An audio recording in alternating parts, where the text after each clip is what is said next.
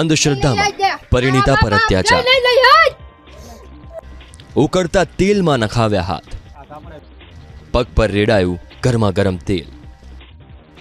આ ઘટના બની મહેસાણા જિલ્લાના ગિરિતા ગામમાં, જ્યાં પવિત્રતા ચકાસવા નીરુબેન ઠાકોર નામની પરિણીતા પર ગુજારાયો અમાનુષી અત્યાચાર. નણંદ, નણદોઈ સહિત 4 શખ્સો પર આરોપ છે. ચારિત્ર્ય પર શંકા રાખી નીરુબેન ઠાકોર નામની મહિલાના પહેલા તો ઉકળતા તેલમાં હાથ નખાવ્યા. આટલું ઓછું હોય તેમ પગ પર પણ ગરમા ગરમ તેલ રેડ્યું. નણંદ જમનાબેનને પરિણીતાના અન્ય કોઈ પુરુષ સાથે આડા સંબંધ હોવાનો આરોપ લગાવ્યો. જે વાતનો નીરુબેને ઇનકાર કર્યો તો તમામ આરોપીઓએ મળીને ચૂલા પર રાખેલા ગરમ તેલમાં બળજબરીથી હાથ નખાવ્યા. એટલું જ નહીં, તપેલીમાં ગરમ તેલ લઈને નીરુબેનના પગ પર પણ રેડ્યું. અમાનુષી અત્યાચારથી નીરુબેનના હાથ અને પગના ભાગે તેમને ગંભીર ઈજા પહોંચતા પતિ તેમને સારવાર માટે હોસ્પિટલ લઈ ગયા.